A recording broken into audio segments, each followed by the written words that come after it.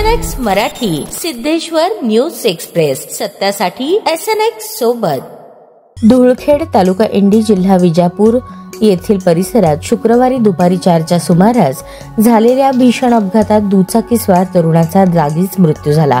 या अपघातातील मृत तरुणाचे नाव सुखलाल भोई, राहणार खॅडगी, तालुका इंडी, जिल्हा विजापूर असे आहे।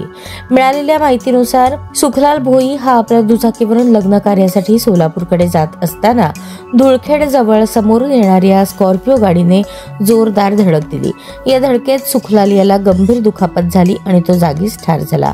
धडक इतकी जोरात होती की दुचाकीचा चक्काचूर झाला आणि स्कॉर्पिओ गाडी रोडवरून शेतात जाऊन पलटी झाली। अपघाताची माहिती मिळताच स्थानिक लोकांनी तात्काळ घटनास्थळी धाव घेत पोलिसांना कळवले।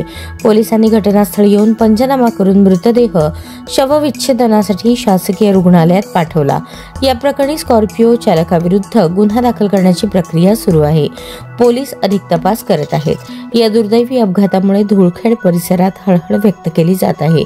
सुखलाल भोई हे मेहनती व शांत स्वभावाचे तरुण म्हणून ओळखले जात होते।